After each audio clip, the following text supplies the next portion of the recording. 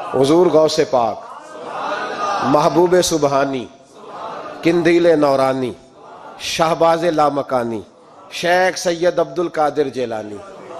کسی نے پوچھا تھا حضور غوث اعظم سے کہ آپ کی ولایت کس طرح کی ہے، تو آپ نے اپنی ایڑی کی طرف اشارہ کر کے فرمایا جب تک میرا قدم نہ لگے اللہ کسی کو ولایت دیتا ہی نہیں۔ تو میری ولایت کی بات کرتے ہو، میں جب تک مور نہ لگاؤں اللہ کسی کو ولی بناتا۔ شیخ سعدی بول پڑے، کہنے لگے غوث اعظم درمیان اولیاء چوں محمد درمیان انبیاء۔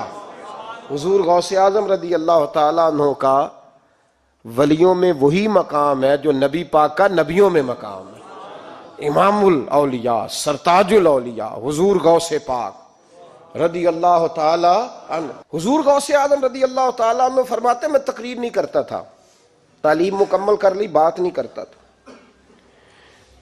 میں کہتا تھا میں کیسے لوگوں کے سامنے واز کروں، کہتے ہیں مجھے خواب میں مصطفیٰ کریم کا دیدار نصیب ہوا۔ محبوب نے فرمایا عبد القادر بات کیوں نہیں کرتے؟ میں نے کہا حضور یہ عربی لوگ ہیں، فصیح و بلیغ ہیں، ہر آدمی بات سمجھتا ہے، تو میں کس طرح اتنے مجمع میں بولوں گا، بڑا مشکل کام ہے، ہر آدمی کی ذہنی سطح کے مطابق کیسے بات کروں گا؟ کہتے ہیں مصطفیٰ کریم نے فرمایا منہ تو کھولو ذرا۔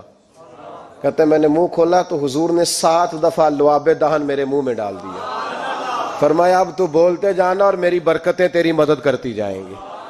آپ فرماتے ہیں اگلی شام میں سویا تو مولا علی شیر خدا بھی آ گئے، تو فرمانے لگے عبد القادر منہ کھول نا بیٹا، تو میرا بھی ہے۔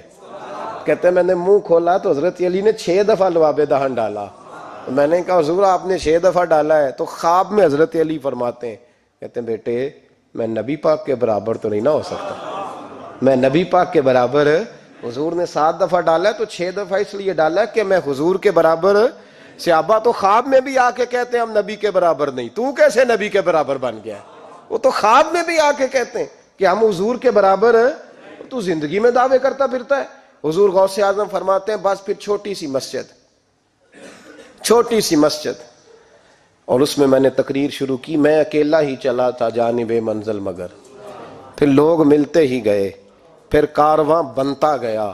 فرماتے ہیں چھوٹی سی مسجد، پھر مسجد بڑی ہوئی، پھر مجمع بڑھ گیا۔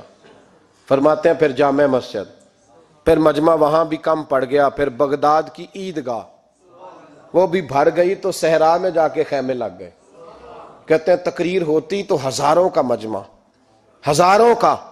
ملا علی قاری کہتے ہیں غوث اعظم کے اجتماع میں 70 ہزار لوگ شریک ہوتے تھے، ہزاروں علماء کاغذ قلم لے کے بیٹھے ہوتے تھے کہ غوث پاک جو باتیں بیان کریں گے تفسیری نقطے ہم نے نوٹ کرنے۔ اور حضور غوث اعظم کو اللہ نے یہ کمال دیا تھا، کمال، یہ آپ کی کرامت تھی کہ بغیر سپیکر کے بولتے تھے، جیسی سمجھ پہلے والے کو آتی تھی ویسی آخری والے کو آیا کرتی تھی۔ آج نا کرامت کی بات آتی ہے تو بندے چھپنے لگ جاتے ہیں، کہتے ہیں نہیں یہ نہیں ہو سکتا، بڑا مدافعانہ سا عمل، بڑا شرمندہ سا لب و لہجہ جی وہ غوث پاک۔ ایک دن ایک صاحب کرامت بیان کر رہے تھے تو بڑے جھجک کے حضور غوث اعظم، میں نے کہا تو بیٹھ مجھے بیان کرنے دے، تو ڈر رہا ہے کرامت سے ڈر رہا ہے، مجھے بیان کرنے دے، میں بیان کرتا ہوں، مجھے بیان کرنے دے۔ ملا علی قاری علیہ رحمہ نے لکھا ہے، دیگر بہت سارے لوگوں نے لکھا ہے، غوث اعظم خطبہ دے رہے تھے، تقریر کر رہے تھے، اچانک ہاتھ آگے بڑھایا تو یہاں تک ہاتھ بھیگ گیا غوث اعظم کا۔ ہاں کھول کے دیکھے، کھول کے بات کر رہا ہوں، ہاتھ یہاں تک بھیگ گیا۔ مرید کہتے ہیں ہم نے پوچھا حضور پانی بھی کوئی نہیں، ہاتھ بھیگ گیا۔ میں چپ کر کے سبق پڑھو، شاگردوں کو پڑھا رہے چپ کر کے سبق پڑھو۔ تھوڑی دیر گزری، چند گھنٹے تو ایک قافلہ آ گیا، سارے لوگ پانی میں بھیگے ہوئے ہیں۔ حضور غوث اعظم کے سامنے کھڑے ہوئے، کہا حضور آپ نے بڑی کرم نوازی فرمائی، بڑی کرم نوازی۔ وہ شاگرد کہنے لگے ہوا کیا؟ تو وہ لوگ کہنے لگے کشتی میں بیٹھے تھے تو کشتی ڈوبنے لگی، ہم نے کہا یا شیخ عبد القادر جیلانی، خدا کے فضل سے ہم پر ہے سایہ غوث اعظم کا، ہمیں دونوں جہاں میں ہے سہارا غوث اعظم کا۔ کہتے ہیں حضور غوث اعظم نے وہاں بیٹھے ہاتھ لگایا اور ڈوبتی کشتی کو باہر نکال لیا، اور ڈرنے لگے، کہنے لگے جناب یہ کرامت لوگ نہیں مانیں گے۔ تو میں کہا جنہیں نہیں مننا نہ منے۔ ایک عیسائی مسلمان دونوں جھگڑا کر رہے ہیں، غوث اعظم گزر رہے ہیں، جھگڑا ہو رہا ہے۔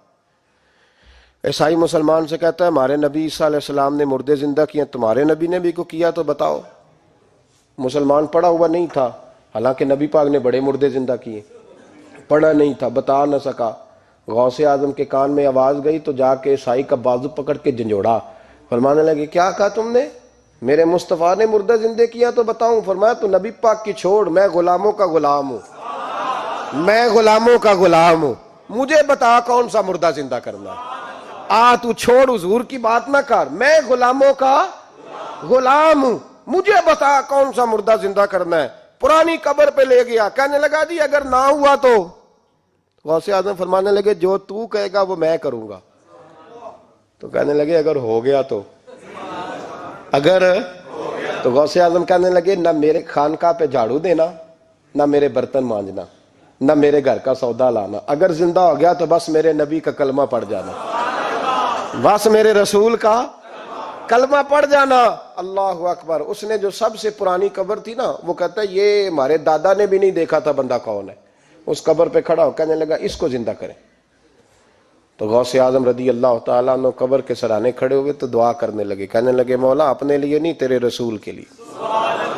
پھر فرمایا قم باذن اللہ، اٹھ اللہ کے حکم کے ساتھ۔ ایک عورت کلمہ پڑھتی ہوئی کھڑی ہو گئی، کھڑی ہو گئی، اور کھڑی ہو کے اس نے پہلا جملہ کہا تو کمال کر دی، کہنے لگی میرے نصیب دیکھو، میں بنی اسرائیل کی تھی، عبد القادر تیرے صدقے جاؤں، تو نے مجھے کھڑا کیا ہے تو اللہ نے مجھے مصطفیٰ کا کلمہ پڑھنے کی توفیق دے دی، تیرے قربان جاؤں عبد القادر، تیری کیا بات ہے۔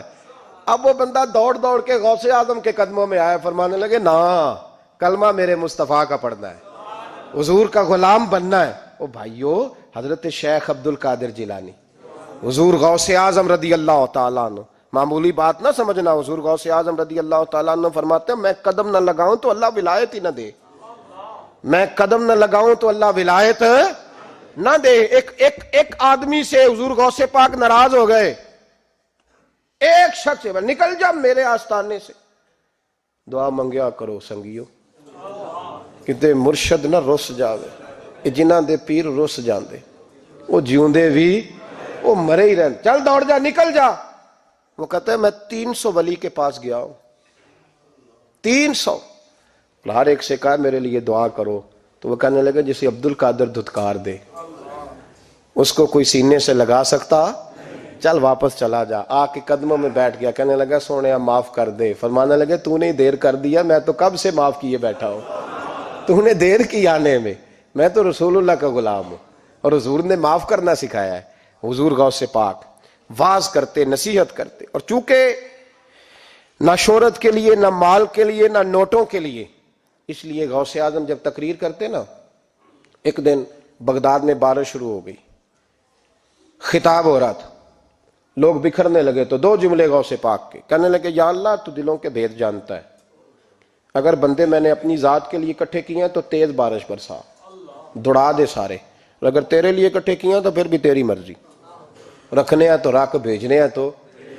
حضرت یحییٰ کہتے ہیں سارے بغداد میں بارش ہوتی تھی، پر جہاں غوث اعظم کی محفل ہوتی تھی وہاں کوئی نہیں ہوتی تھی، وہاں کوئی نہیں ہوتی تھی۔ غوث اعظم تقریر کرتے کبھی کبھی وجد آتا تھا۔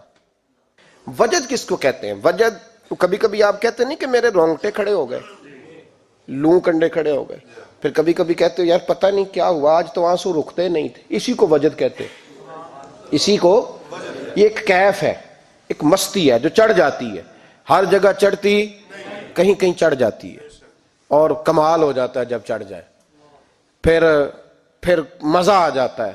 نہ انکار کریں اج میراں، اج موسم بڑا سہانا، مستی دا اج می برسا دے، نہیں پیاس دا کوئی ٹھکانا، تیرے کول اتر پرانا تے ساڈا درد بھی بڑا پرانا، تے میرا ہس ہس ٹال نہ سانو، اسی پیتےوں باج نہیں جانا۔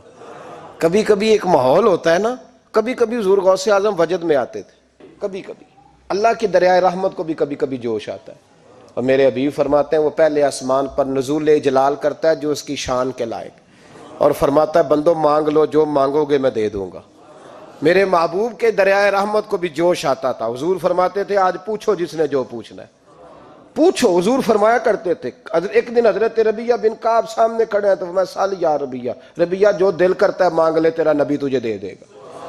کبھی کبھی دریائے کرم جوش میں، تو غوث اعظم کو کبھی کبھی جوش آتا تھا، ایک دن تقریر کرتے کرتے کرتے کرتے جذبات میں آ گئے، جوش میں، یوں نظر اٹھائی تو حضرت خضر گزر رہے تھے اوپر سے، اور جوش جذبات میں فرمانے لگے، او بنی اسرائیل کے ولی ذرا نیچے تو اتر، ذرا محمد عربی کے غلام کی بھی چند باتیں سن کے جا، آج تجھے سناؤں رسول اللہ کے غلام کس طرح کے ہوتے ہیں۔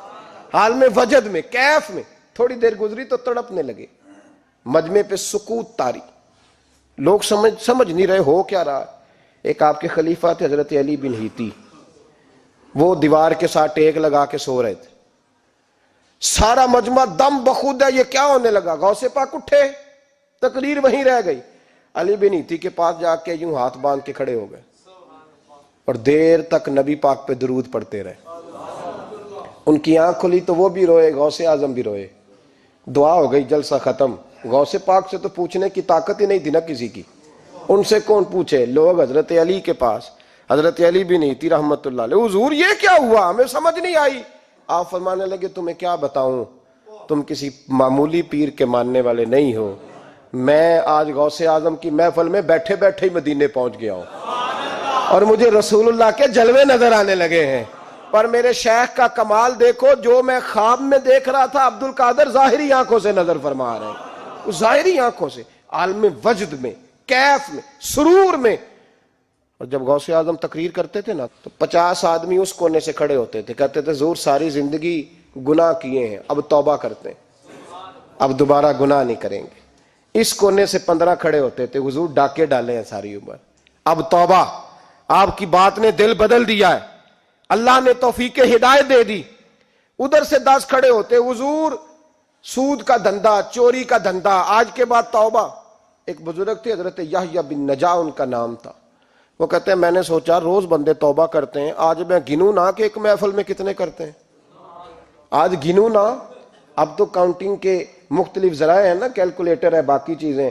اس زمانے میں یہاں گٹھلیاں ہوتی تھی کھجور کی، بندے کوئی چیز گننی ہوتی تو گٹھلی ڈالتے، یا لوگ دھاگا لے جاتے تھے، ہر دھاگے پہ گرہ لگاتے تھے، ایک گرہ دوسری گرہ۔ وہ کہتے ہیں میں نے نا اپنے پلو کے چادر کے نیچے دھاگا چھپا لیا، ایک بندہ توبہ کرنے اٹھا تو ایک گرہ ڈال دی، دوسرا اٹھا تو دوسری گرہ ڈال دی، تیسرا اٹھا تو تیسری۔ کہتے ہیں اچانک بندے زیادہ ہو گئے، اب میری سپیڈ ہی بڑی کم تھی، میں کوشش بڑی کرتا پر بندے زیادہ۔ کہتے ہیں بڑی کوشش کی پر میں پورا ہی نہ ہوں۔